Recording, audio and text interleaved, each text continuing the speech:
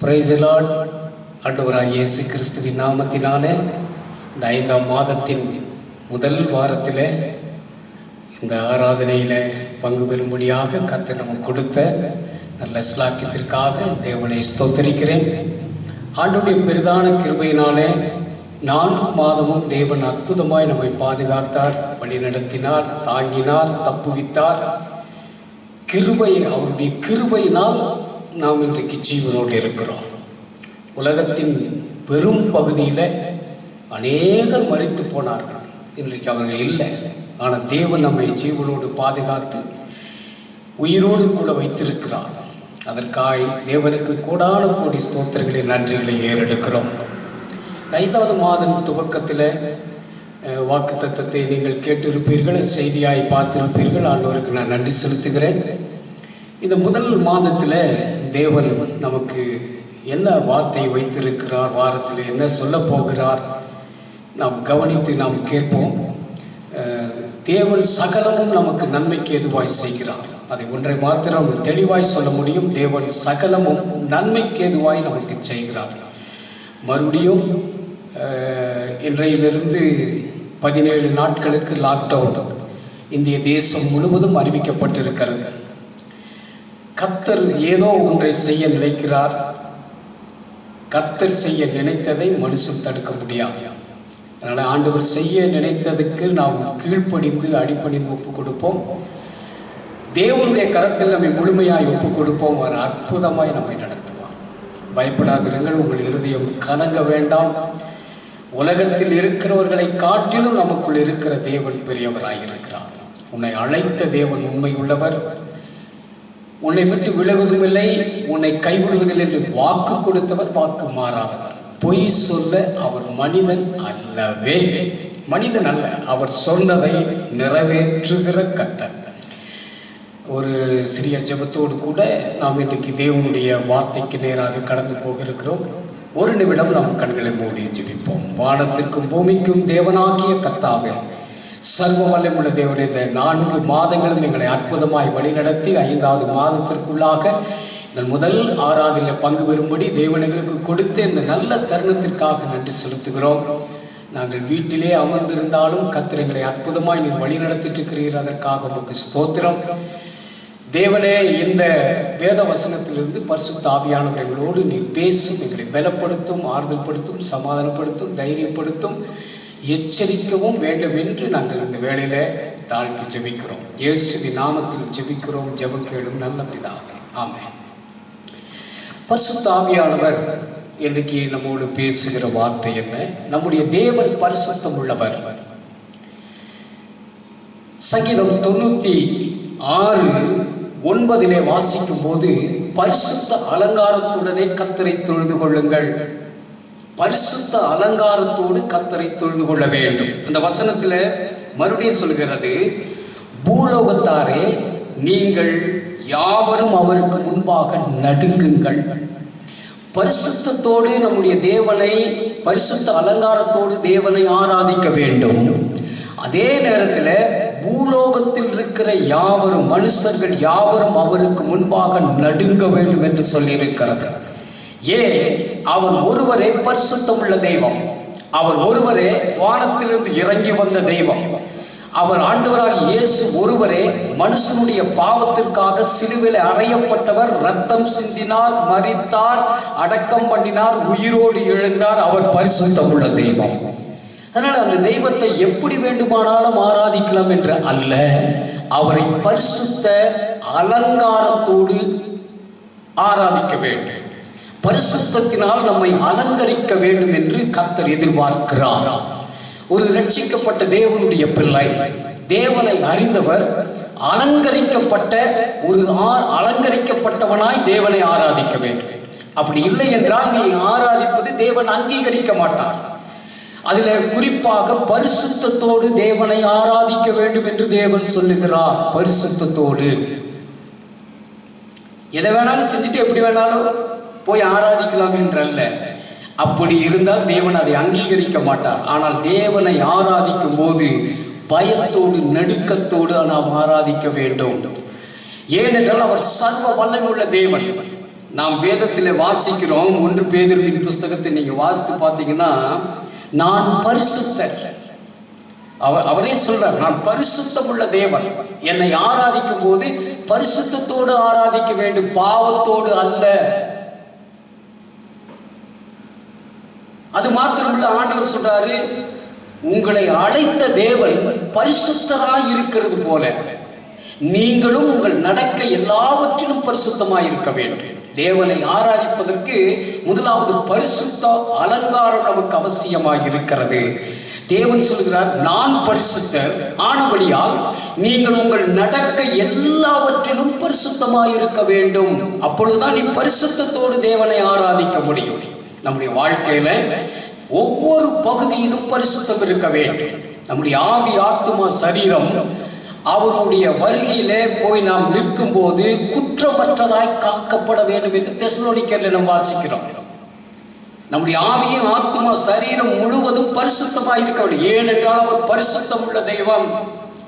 பரிசுத்தம் உள்ள தெய்வத்தை ஆராதிக்கும் உங்கள் நடக்க எல்லாவற்றிலும் நீ பரிசுத்தமாய் இருக்க வேண்டும். வார்த்தையில் உண்மை இருக்க வேண்டும், உன் சிந்தனையிலே பரிசுத்தம் இருக்க வேண்டும், உன் இருதயம் பரிசுத்தமாய் இருக்க வேண்டும், உன்னுடைய கையின் பிரயாசங்கள், செய்கைகள் ஒவ்வொன்றும் பரிசுத்தமாய் இருக்க வேண்டும். தேவன் எதிர்பார்க்கிற பரிசுத்தம் உன்னிடத்தில் இருந்தால் நீ ஆராதிக்க வேண்டும். பாவிகளை ரட்சிக்க இயேசு வந்தார், அப்படிதானே நீங்க சொல்றீங்க? அவர் பரிசுத்தமா இருந்தாதான் ஆராதிக்க முடியும் என்று சொல்லி நீங்கள் சொல்லுகிறீர்கள். உண்மைதான், பாவிகளை ரட்சிக்கத்தான் இயேசு கிறிஸ்து வந்தார். ஆனா ஆண்டவர் சொல்றாரு, என்னிடத்தில் வருகிற ஒருவனையும் நான் புறம்பே தள்ளுவதில்லை. நீ பாவத்தோடு வந்தா கூட உன்னை தள்ளுவதில்லை. ஆனால் அவரை ஆராதிக்கும் போது நீ பரிசுத்தம் அடைய வேண்டும். அதற்கு என்ன செய்ய வேண்டும்? நீதிமொழிகளின் புஸ்தகம் 28ஆம் அதிகாரம் 13வது வசனத்தில் நீங்கள் வாசிப்பீர்கள் என்றால், பாவத்தை மறைக்கிறவன் வாழ்வடைய மாட்டான், அதை அறிக்கை செய்து விட்டு விடுகிறவன் இரக்கம் பெறுவான். நீ பாவத்தோடு அவரிடத்தில் வரலாம், ஆனால் அந்த பாவத்தை நீ அறிக்கை செய்ய வேண்டும். அதை மறைக்கிறவன் வாழ்வடைய மாட்டான். அப்ப தேவனை ஆராதிக்கிற நீ பாவியாய் இருந்தாலும், பாவத்தை நீ செய்திருந்தாலும் உனக்கு மன்னிப்பு உண்டு என்பதை தேவன் இங்கே சொல்லுகிறார். உன்னை மன்னிக்க தயை பொருந்தினவர். ஏனென்றால் நம்முடைய பாவங்களை அவர் சிலுவையிலே சுமந்து விட்டார். அதற்காக தொடர்ந்து பாவம் செய்யலாம் என்று சொல்லவில்லை. ஆண்டவருடைய வசனம் சொல்லுகிற, ஆண்டவருடைய வசனம் சங்கீத புஸ்தகத்தில் தாவீது சொல்லுகிறான், என் பாவம் எப்பொழுதும் எனக்கு முன்பாக நின்று கொண்டிருக்கிறது. அவன் பாருங்க, அவன் செஞ்ச பாவமெல்லாம் எப்பொழுதும் அவனுடைய கண்களுக்கு முன்பாக வந்து நின்று கொண்டிருக்கிறது. ஆண்டவரை நோக்கி கதறுகிறான், ஆண்டவரே, நான் பாவிதான், பாவியாக இருந்தேன், ஆனால் இப்போ உங்களிடத்தில் அறிக்கை செய்யும்படி நான் வந்திருக்கிறேன். என் பாவம் எப்பொழுதும் என் கண்களுக்கு முன்பாக நிற்கிறது. இந்த உணர்வு இருக்கிறவன் பாவ அறிக்கை செய்யும்படியாய் தேவனிடத்தில் வருவான். தாவீது சொல்லுகிறான் பாருங்க, அதே வசனத்துல அதுல 2வது வசனத்தை வாசிங்கன்னா, என் அக்கிரமம் கழுவி என்னை சுத்திகரியும் ஆண்டவரே என்று சொல்லி 51ஆம் சங்கீதத்தில் நம்ம இதை வாசிக்கிறோம். என் அக்கிரமத்தை நீக்கி என்னை கழுவி சுத்திகரியும்.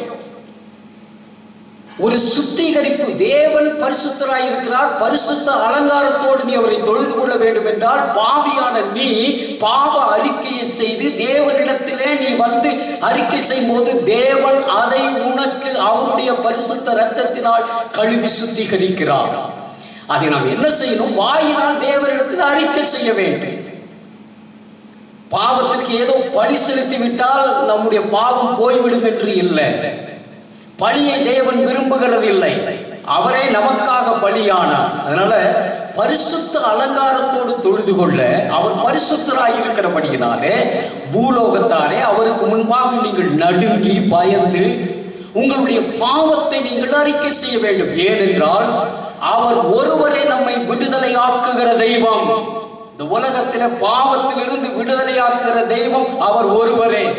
வேற எந்த ஒரு தெய்வத்தினாலும் நம்மை விடுதலையாக்க முடியாது. ஏனென்றால் நம்முடைய பாவங்களை சிலுவையிலே சுமந்து ரத்தம் சிந்தி கிரயத்திற்கு நம்மை வாங்கி இருக்கிறபடினால் அவர் தைரியமாய் சொல்லுகிறார், நானே உன் பரிகாரியான கர்த்தர், உன்னை நானே விடுதலையாக்குகிறவர்.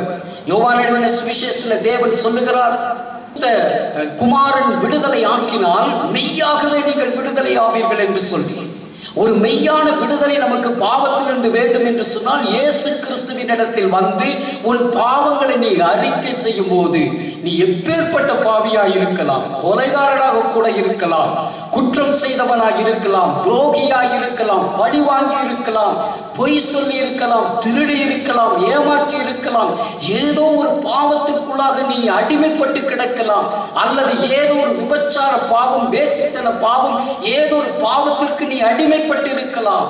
ஆனால் தேவன் அதிலிருந்து விடுதலையாக்க நீ அறிக்கை செய்யும் போது உன்னை விடுதலையாக்க அவர் வல்லமை உள்ளவராக இருக்கிறார். ஏனென்றால் அந்த பாவத்தை ஒரு சிலுவையிலே சுமந்திருக்கிறார். தேவனுக்கு அன்பானவர்களே, பாவத்தை மறைக்கிறவன் வாழ்வடைய மாட்டான். இன்றைக்கு அநேகர் சொல்லுகிற காரியம் என்னன்னு, அநேகரோடு பேசும்போது சொல்றாங்க, ஒரு பாவமும் செய்யவில்லை, ஒரு பாவம் செய்யவில்லை என்று நீ சொல்ல முடியாது. ஏன்னா வேதம் சொல்லுது, எல்லா மனுஷனும் பாவம் செய்து ஏகமாய் கெட்டு போனான். எல்லாம் கெட்டு போன மனுஷன் தான், ஒருவனாகிலும் நல்லவன் இல்லை. ஆனால் இயேசு கிறிஸ்துவிடத்தில் மனம் திரும்பி நீ பாவத்தை அறிக்கை செய்யும் போது என் இயேசு பாவத்தை மன்னிக்கிறவராக இருக்கிறார். அவர் அன்புள்ள தெய்வம். அதற்காக அவர் பரலோகத்திலிருந்து இறங்கி வந்தவர். வேதம் சொல்லுகிறதை நீங்கள் கொஞ்சம் கவனித்து பாருங்கள். கோபம் கொண்டாலும் பாவம் செய்யாதிருங்கள் என்று வேதம் சொல்லுகிறது. கோபப்பட்டாலும் பரவாயில்ல, உன் கோபம் சூரியன் அஸ்தமிக்கிறதுக்குள்ள நீ வந்து ஒப்புரவாகிறாய். யாருக்கு கோபப்பட்டு ஒப்புரவாகிறாய். ஆனா ஆண்டவர் சொல்றாரு, நீ கோபம் கொண்டாலும் பாவம் செய்து விடாதே. கோபத்தினாலதான் அநேக கொலைகள், அநேக பிரச்சனைகள், பகைகள் இதெல்லாம் வருவதற்கென ஒரு கோபம் மிகப்பெரிய ஒரு காரணமாய் இருக்கிறது. அது உன்னை பாவமாய் மாற்றுகிறது. பாவம் சாபமாய் மாறி போகிறது. அது தலைமுறையும் பின்தொடர்ந்து வருகிறது. தேவனுக்கு அன்பானவர்களே, இந்த கொரோனா வைரஸ் ஜாதியை பார்த்து வரவில்லை, மதத்தை பார்த்து வரவில்லை, பணத்தை பார்த்து வரவில்லை, அதிகாரத்தை பார்த்து வரவில்லை, அந்தஸ்தை பார்த்து வரவில்லை. ஏனென்றால் நேற்றைய தின நியூஸ்ல ரஷ்ய அதிபருக்கு கொரோனா வைரஸ் தாக்கி இருக்கிறது. இங்கிலாந்து ராணிக்கு கொரோனா வைரஸ் தாக்கி இருந்தது. ஸ்பெயின் தேசத்து இளவரசிக்கு கொரோனா. இப்படி பல நாடுகளில் பலருக்கும், பெரிய ராஜ மேன்மையில இருந்தாலும் சரி, அடிப்படை ஒரு சாதாரண மனுஷனா இருந்தாலும் சரி, அதிகாரத்தில் இருக்கிறவர்களா இருந்தாலும் சரி, அது யாரையும் ஜாதி மதம் இப்படி பார்த்து வரவில்லை. எவரையும் தாக்கக்கூடிய ஒரு நோய். இதெல்லாம் என்ன காரணம் சொன்னா, பாவம் இந்த உலகத்திலே பெருகிவிட்டது, அக்கிரமம் இந்த உலகத்திலே பெருகிவிட்டது. மனுஷன் ஓயாம பாவத்தை செய்து கொண்டிருந்தால், ஓயாமல் ஓடிக்கொண்டிருந்தால், இவன் நிதானிப்பதற்கு தான் என்ன செய்கிறோம், இது பாவமா அல்லது இது சரியானதா என்று யோசிக்க கூட நேரம் இல்லாமல் வாழ்ந்து கொண்டிருந்த காலம். இன்றைக்கு எல்லாரையும் அமர வைத்து தன்னை குறித்து யோசிக்கும்படியாக தேவன் ஒரு கொரோனா வைரஸை அனுப்பியிருக்கிறார். நல்ல கவனிங்க. எங்கேயோ இருந்து அனுப்புனாங்கன்னு சொல்லிட்டு இருந்தாலும், தேவன் அனுமதிக்காத ஒன்று நம்ம இடத்திற்கு வராது, தேசத்திற்குள்ள வராது. அது ஏதோ ஒரு இடத்திற்கு வந்தது என்று சொல்லி உலகம் முழுவதும் பாருங்க. வேத புஸ்தகத்தில் வாசிக்கும் போது ஒரு பாவத்திற்கு பின்னாடி மிகப்பெரிய தண்டனை இருந்தது, மிகப்பெரிய அழிவு இருந்தது, மிகப்பெரிய தேவக்கோபம் அங்கே வந்ததை வேதத்தில் நீங்கள் வாசிக்க முடியும்.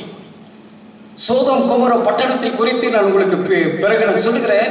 அதெல்லாம் அழிவதற்கு காரணம் பாவம் தேவ சந்நிதியில் எட்டினது. ஒரு தனி மனிதன் பாவம் செய்யும் போது தேவன் அதை பார்த்து கொண்டிருக்கிறார். அது தேவ சந்நிதியில போய் எட்டுகிறது. அந்த பாவம் ஒரு மனுஷனை சாபத்திற்குள் தள்ளுகிறது. அது தலைமுறைகளை பாதிக்கிறது. தேவனுக்கு அன்பானவர்களே, பாவத்தின் சம்பளம் மரணம் என்று சொல்லப்பட்டிருக்கிறது. பாவத்தின் சம்பளம் மரணம் என்று ரோமர் 6:23 நீங்கள் வாசித்தீங்கன்னா பாவம் மரணம் என்று சொல்லப்பட்டிருக்கிறது. எசேக்கியேல் 18:20 நீங்க வாசித்தீங்கன்னா பாவம் செய்கிற ஆத்துமா சாகப்பட்டிருக்கிறது. நீ சாகரியல்ல, ஆத்துமா செத்து போய்விடும். அது பரலோகத்திற்கு போக முடியாது, மோட்சத்திற்கு போக முடியாது. பாவம் செய்கிற ஆத்துமா தேவனை விட்டு பிரித்து விடும். பாவம் செய்கிற ஆத்துமா உன் ஆசீர்வாதத்தை சீர்குலைத்து விடும். பாவம் செய்கிற ஆத்துமா உன்னுடைய சரீரத்திலே நோய்களை கொண்டு வந்துவிடும். பாவம் செய்கிற ஆத்துமா ஏதாகிலும் ஒரு பாதிப்பை உனக்கு உண்டாக்கிவிடும்.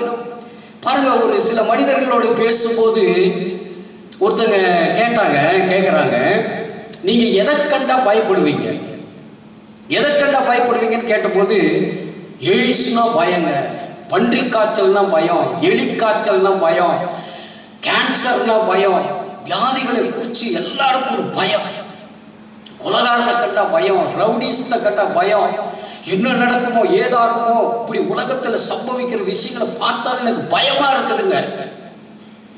ஆனா அந்த மனுஷங்கிட்ட நான் ஒன்று எதிர்பார்த்தேன், பாவத்தை கண்டு பயந்தவன் எவனாவது இருக்கிறானா? இன்னைக்கு பாவம் செய்வதற்கு யாருக்கும் பயம் இல்லை. மறைஞ்சு செய்யறான், துணிகரமா செய்யறான், தைரியமா செய்யறான். இது யாரும் செய்யாதது, அது பாவமாய் அவர்கள் பெரிதாக எடுப்பதில்லை. காரணம், அந்த ஆத்துமா அவர்களுக்குள்ளாக செத்து போனபடினாலே அந்த பாவ உணர்வு இல்லை. யாரும் செய்யாததான் நாம செஞ்சிட்டோம். உலகத்தில் எல்லாம் நடக்கிறதானே, ரொம்ப சர்வசாதாரணமா எத்தனையோ குடும்ப பெண்கள் அழிந்து போனார்கள், எத்தனையோ குடும்பங்கள் நாஸ்தியான, நீங்க பேப்பர்ல எல்லாம் வாசித்திருப்பீங்க, கள்ளக்காதல் உறவினால எத்தனை குடும்பங்கள், எத்தனை பிள்ளைகளுடைய வாழ்க்கைகள் நாசமாயிருக்கிறது. பெண்கள் இன்றைக்கு தன்னுடைய நிலையை மறந்து வாழ்கிறார்கள். எல்லாரும் அல்ல, பாவம் செய்கிறவர்களை சொல்றாங்க. ஏன்னா இன்னைக்கு திருமணத்திற்கு முன்னாடியே எப்படி வேணாலும் வாழலாங்கிற ஒரு பெரிய மேல்நாட்டினுடைய பழக்க வழக்கங்கள் நம்முடைய தேசத்திற்குள்ள, நம்முடைய தமிழ்நாட்டிற்குள்ள வந்து விட்டது. இதுக்கெல்லாம் என்ன காரணம்? பாவம். தீமோத்தேயுவின் புஸ்தகம் 5ஆம் அதிகாரம் 24வது வசனத்தை நீங்க வாசிப்பீர்கள் என்றால், பாவம் அவர்களை பின்தொடர்ந்து இருக்கும். சிலர் உண்மையாகவே பாவத்துக்கு மனஸ்தாபப்படுவாங்க, ஆனா அதிலிருந்து விடுபட முடியாம அவர்கள் தவிக்கிறதை நான் பார்த்திருக்கிறேன். நானும் இதை விட்டுறணும்னு நினைக்கிறேன், என்னால முடியல. இந்த பாவம் என்னை பின்தொடர்ந்து வந்து கொண்டிருக்கிறது. ஆனா இதுக்கெல்லாம் என்ன முடிவு? நீங்க வேதத்தை நீங்கள் வாசிக்கும் போது, ஆதியாகம புஸ்தகத்தை எடுத்து நீங்கள் வாசிப்பீர்கள் என்றால், தேவன் மனுஷனை செம்மையானவனாக உண்டாக்கினார். ஆனால் அவன் தன்னை கெடுத்துக் கொண்டான்.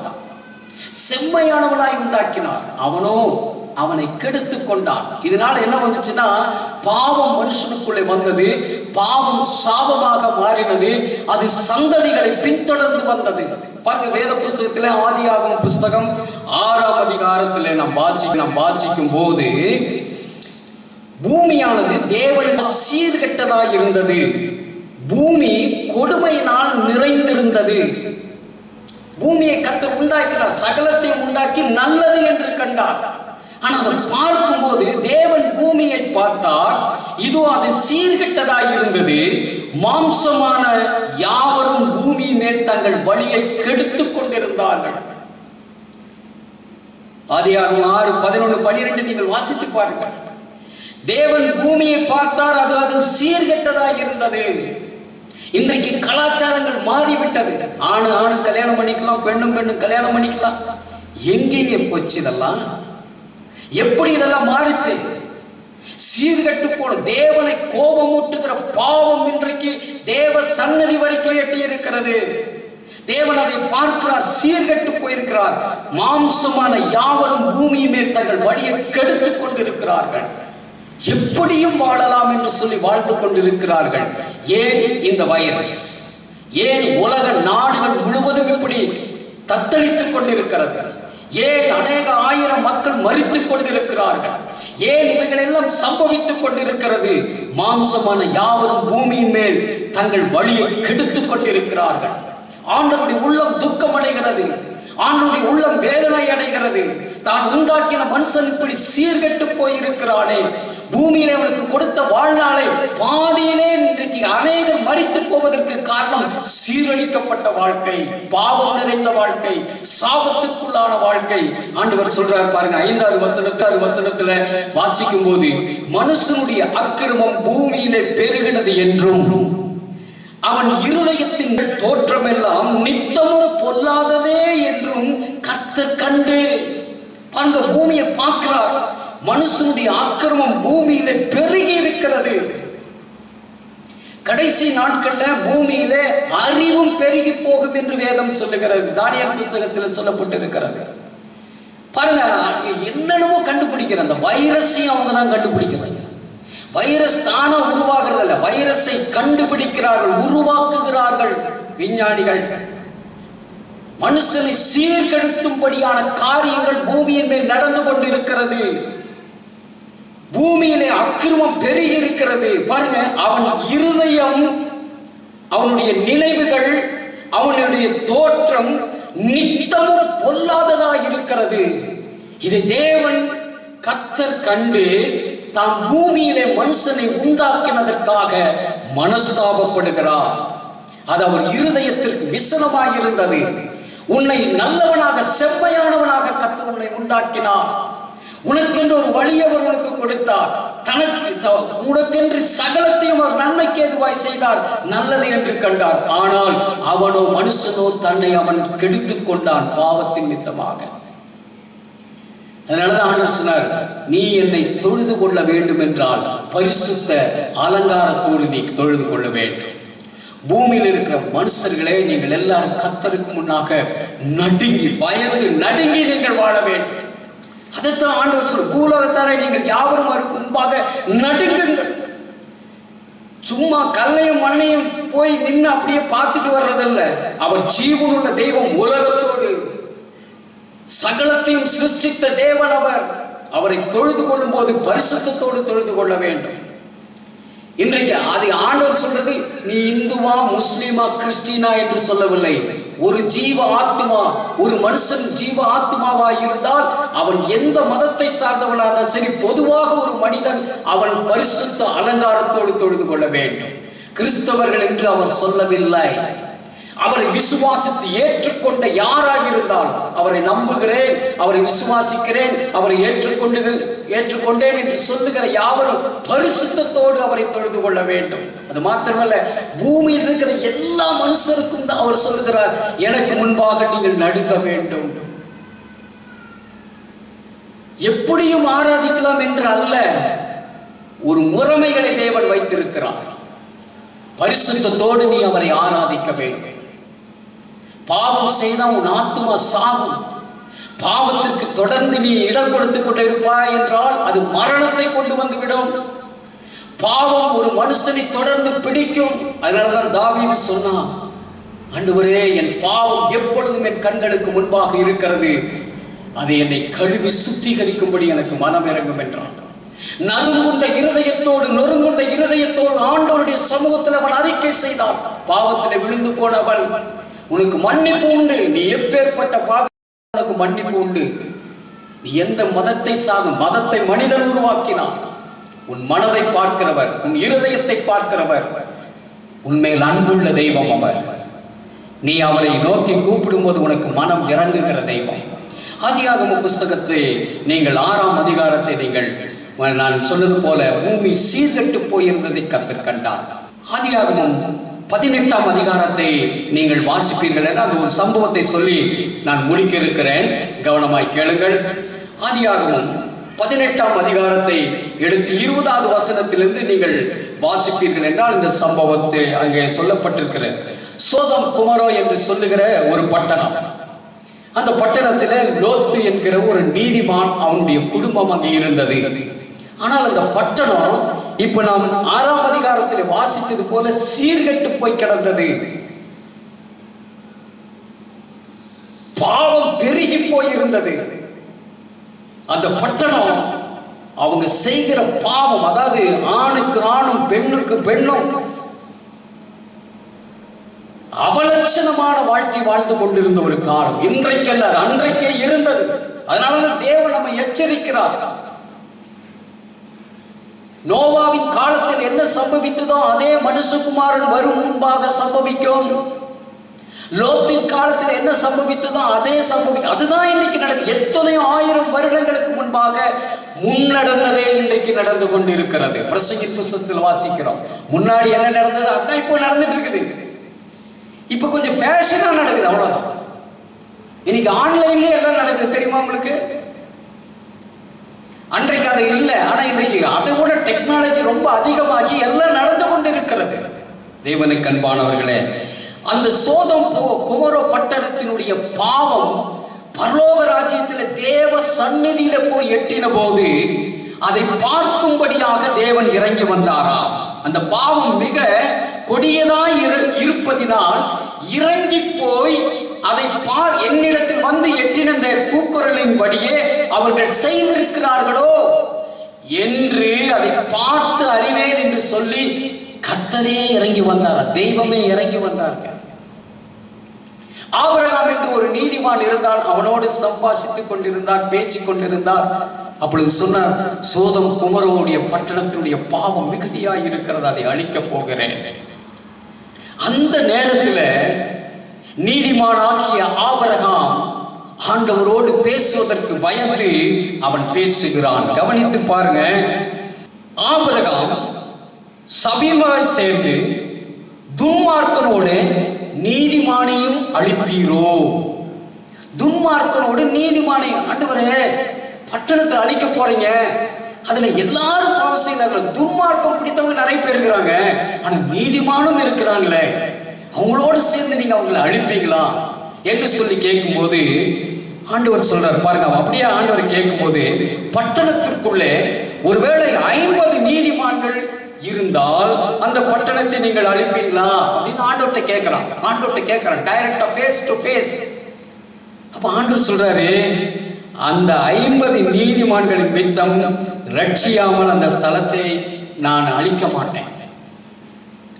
40 பேர் இருந்தா கூட நான் அழிக்க மாட்டேன், 45 பேர் இருந்தா கூட நான் அழிக்க மாட்டேன். அவன் அப்படியே கேட்டுட்டே வர்றான். 30 பேர் இருந்தா அழிப்பீங்களா? அழிக்க மாட்டேன். 20 பேர் இருந்தா அழிக்க மாட்டேன். 10 பேர் இருந்தா அழிக்க மாட்டேன். அப்படின்னா ஒரு மிகப்பெரிய தேசத்தில் இருந்த பட்டணத்துல 10 நீதிமானை கூட என் ஆண்டவரால் பார்க்க முடியவில்லை. அங்கே ஒரே ஒரு நீதிமானாகிய லோத் என்ற மனிதனும் அவனுடைய குடும்பமும் அங்கே வாழ்ந்து கொண்டிருந்தார்கள். 4 பேரும் உள்ள ஒரு குடும்பம் பாருங்க. அதுல கூட அவன் மனைவி உப்பு தூணாய் மாறி போனாள் என்று வேதம் சொல்லுகிறது. ஆண்டவர் என்ன எதிர்பார்க்கிறார்? எல்லாரும் என்னிடத்தில் வாருங்கள், நான் உங்களுக்கு இளைப்பாறுதல் தருவேன். எல்லாரும் என்னிடத்தில் வாருங்கள், நான் உங்களுக்கு இளைப்பாறுதல் தருவேன். ஏன்னா இந்த காலகட்டத்தில் எல்லாம் நம்ம சோர்ந்து போயிருக்கிறோம். ரட்சிக்கப்பட்டவருடைய நிலை, ரட்சிக்கப்படுவதனுடைய நிலை எல்லாம் ஒரே சமமா இருக்கு. மனுஷனா நாம இருந்தான் தேவனை அறிந்து கொள்றதுக்கு ஒரு நல்ல வாய்ப்பையும் தேவன் கொடுத்தார். நல்ல கவனிங்க. இயேசு கிறிஸ்துவின் இடத்துல நீங்க இந்த இப்ப இருக்கிற என்ன நிலைமை இருக்கீங்களா அப்படியே வரும்போது தேவன் பாவத்தை அறிக்கை செய்து விட்டுவிட இரக்கம் செய்வார். உன் பாவத்தை மன்னிப்பார், கழுவி சுத்திகரிப்பார். பாருங்க, அந்த ஆபிரகாம் ஆண்டவரோடு பேசும்போது ஆண்டவர் சொல்றாரு, ஆண்டவருக்கு கோபம் வராதிருப்பதாக. நாம நிறைய பேர் ஆண்டவரை அறிந்தவர்கள் என்ன செய்யறோம்னா ஆண்டவருக்கு கோபப்படுத்துகிறோம். ஆனா அவன் தாழ்மையோடு கேட்கிறான், நீதிமான், பாவத்திற்கு விலகி இருக்கிறவன், கர்த்தருடைய பார்வையில விலையேறப்பெற்றவன், வாக்குத்தத்தத்தை பெற்றவன், அவனின் மித்தமாய் சந்ததிகள் உடன்படிக்கைகள் உண்டாக்கப்பட்டது. ஆண்டவரே, உனக்கு கோபம் வராதிருக்க வேண்டும் என்று சொல்லி சொல்றான். நான் இன்னும் இந்த ஒரு விசை மாத்திரம் பேசுகிறேன், 10 நீதிமான்கள் அங்கே காணப்பட்டாலோ என்றான். அதற்கு அவர் 10 நீதிமான்களின் மித்தம் அதை அழிப்பதில்லை என்று ஆபிரகாமோடு பேசினார். தேவன் அன்புள்ளவர், நம்மோடு பேசுகிறவர். நீ நீதியாய் வாழும்போது, பரிசுத்தமாய் வாழும்போது, உண்மையாய் ஆராதிக்கும் போது அவர் நம்மோடு கூட பேசுகிற தேவனாய் இருக்கிறார். தேவனுக்கு அன்பானவர்களே, 96ஆம் சங்கீதத்திலே வாசித்தது போல நாம் தேவனுக்கு பரிசுத்த அலங்காரத்தோடு தேவனை நாம் தொழுது கொள்ள வேண்டும். தேவன் அதை எதிர்பார்க்கிறார். நீங்கள் யாவரும் அவருக்கு முன்பாக நடுங்குங்கள் என்று ஏன் சொல்லப்பட்டிருக்கிறது என்றால், இயேசு கிறிஸ்து சீக்கிரமாய் வரப்போகிறார். சீக்கிரமாய் இயேசு கிறிஸ்து வரப்போகிறார்.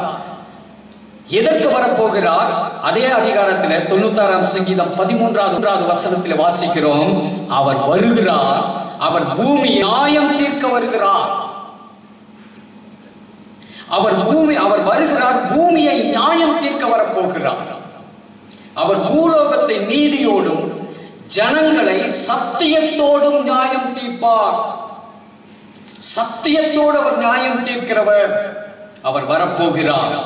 தேவனுக்கு அன்பானவர்களே, அவர் பூமியை நியாயம் தீர்க்க வருகிறார். பூலோகத்தை நீதியோடும் ஜனங்களை நிதானத்தோடும் நியாயம் தீர்ப்பாரா. அதனால இது ஒரு நல்ல சந்தர்ப்பத்தை உங்களுக்கு கொடுத்திருக்கிறார். நான் உங்களை மதம் மாறுவதற்காக எந்த காரியத்தை நான் சொல்ல வரல. நமக்கு ரட்சிப்புக்கு ஒரே ஒரு வழி ஆண்டவராகிய இயேசு மட்டுமே. அவர் சொன்னார், நானே வழியும் சத்தியம் ஜீவனுமாய் இருக்கிறேன். இந்த கொடிய காலங்கள்ல பாருங்க, இன்றைய நாட்கள்ல கூட ஒரு ஆபத்து வரும்போது நீ முஸ்லீமா, நீ இந்துவா, நீ கிறிஸ்டியனா என்று கேட்டு யாரும் வருவதில்லை. ஒரு ஆபத்துக்கு உதவும்படி அநேகர் ஓடி வர்றார். நான் ஒரு செய்தியை நான் பார்த்தேன். கர்நாடகா மாநிலத்தில் 2 முஸ்லிம் சகோதரர்கள் தன்னுடைய தாய் தகப்பன்மாரை சிறு வயதிலே அவர்கள் இழந்து விட்டார்கள். தன்னுடைய பாட்டி தான் அவங்களை வளர்த்தினார்கள். ஆனால் நல்லா வளர்த்திருக்கிறாங்க. இன்றைக்கு நல்ல வாலிபர்கள். அவர்கள் ஏதோ ஒரு நடுத்தர குடும்பத்தை சார்ந்தவர்கள் தான். அவங்க ஏதோ செய்கிறாங்க, என்ன செய்கிறாங்கன்னு எனக்கு தெரியாது. ஆனால் இந்த லாக்டவுன் காலத்தில் அவங்க அந்த கிராமத்தில் அவங்க இருக்கிற பட்டணங்கள் சுற்றி இருக்கிற எல்லாருக்கும் தினந்தோறும் சாப்பாடும் பல உதவிகளும் செய்தார்கள். அவங்கள கேட்டு விசாரிக்கும் போது ஒரு சம்பவம் நடந்தது. தங்களுக்கென்று ஒரே ஒரு இடம் இருந்தது. அவங்க தன்னிடத்தில் இருந்த பணத்தை எல்லாம் டெய்லி செலவு பண்ணாங்க, தீர்ந்து போச்சு. அடுத்து அவங்களுக்கு எப்படியாவது மற்றவங்களுக்கு உதவி செய்யணும். அதுக்கு ஒரே ஒரு இடம் இருந்தது. அந்த இடத்தை 25 லட்சம் ரூபாய்க்கு விற்று போட்டார்கள். விற்று அந்த பணத்தையும் அவங்க இந்த லாக்டவுன்ல இருக்கிற ஏழை எளிய மக்களுக்கு வீடு வீடாக என்னென்ன உதவி செய்ய முடியுமோ கவர்மெண்ட் பர்மிஷனோட அவங்க போய் உதவி செய்கிறார்கள். அவங்க ஹிந்துன்னு பார்க்கல, கிறிஸ்டின்னு பார்க்கல, முஸ்லீம்னு பார்க்கல, மனித நேயத்தோடு அவர்கள் செய்கிறார்கள்.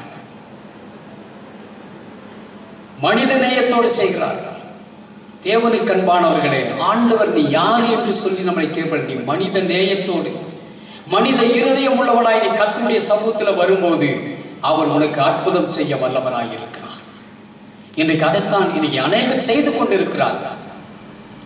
அவங்களுக்கு அடுத்தது என்னன்னு அவங்க ஒரு நிலைமையும் கிடையாது. ஆனா அத்தனையும் கடவுளுடைய பேரை சொல்லி அவர்கள் செய்கிறார்கள். நன்றி. மனுஷன் என்கிற உணர்வோடு செய்கிறார்கள். மனித நேயத்தோடு அவர்கள் செய்கிறார்கள். நாம தான் ஜாதி மதத்தை பிரித்து வைத்து தூண்டிவிட்டு பூமியை கெடுத்து மனுஷனை கெடுத்து எல்லாரையும் கெடுத்துட்டோம். ஆனா இன்றைக்கு இயேசு உன்னை அழைக்கிறார். இன்றைக்கு இயேசு உன்னை அழைக்கிறார். அவரிடத்தில் வா. நீ எவ்வளோ பெரிய பாவியா இருந்தாலும் உன் பாவத்தை மன்னிக்கிறவர். உன் பாவம் உன்னை பின்தொடர்ந்து பிடிக்காதபடி, பாவம் சாபமாய் மாறிவிடாதபடி இன்றைக்கு உன் பாவத்தை நீ அறிக்கை செய். பாவத்தை அறிக்கை செய்து விட்டுவிடு. தேவனிடத்திலிருந்து நீ இரக்கத்தை பெறுவாய். பின்பு பரிசுத்த அலங்காரத்தோடு நீ அவரை தொழுது கொள். பரிசுத்த அலங்காரத்தோடு நீ தொழுது கொள். தேவன் உனக்கு சகலமும் நன்மைக்கு ஏதுவாய் செய்து உன்னை ஆசீர்வதிப்பார். கண்களை மூடி ஜெபிப்போம். வானத்திற்கும் பூமிக்கும் தேவனாகிய கர்த்தாவே, ஒரு பாவம் ஒரு மனுஷனை சாபத்திற்குள் மாற்றும் என்று, பாவத்தின் சம்பளம் மரணம் என்று, பாவம் ஒரு செய்கிற ஆத்மா சாகும் என்று, பாவம் ஒரு மனிதனை பின்தொடர்ந்து வரும் என்றும், பாவம் வாசப்படியிலே படுத்திருக்கும் என்றும் ஆண்டவரே நாங்கள் வேதத்தில் வாசிக்கிறோம். அப்பா, பாவத்தினுடைய கொடூரத்தில் சிக்கியிருக்கிற மனிதர்களை, ஆண்டவரே உலகமெங்கும் இருக்கிற மனிதர்களை கர்த்தர் நீர் விடுவிக்கும்படியாகத்தான் சிலுவையிலே ரத்தத்தை சிந்தி நீர் உயிரோடு எழுந்தீர். ஆண்டவரே, இன்றைக்கும் என்னிடத்தில் வருகிற ஒருவனையும் நான் புறம்பே தள்ளுவதில்லை என்று சொல்லி உம்மிடத்தில் வருகிற எல்லாரையும் உம்முடைய பரிசுத்த ரத்தத்தினால் நீர் கழுவி சுத்திகரித்து நீர் மன்னிக்கிற தேவனாக இருக்கிறீர். அப்படி யாரெல்லாம் இன்றைக்கு உம்முடைய நோக்கி வருகிறார்களோ, தன் மனதில் யாரையும் பார்க்கணும்னு சொல்லி ஆண்டவரே அல்ல, உம்மை பார்த்து தேடி வருகிற ஒவ்வொருவரையும் கர்த்தர் நீர் மன்னித்து உம்முடைய பிள்ளையாய் மாற்றி ஆசீர்வதியும். வாழ்வு சுகமாயிருக்கட்டும். நன்மையினால் கர்த்தர் நிரப்பும். இயேசுவின் நாமத்தில் ஜெபிக்கிறேன். ஜெபங்களும் நல்ல பிதாவே. ஆமென், ஆமென்.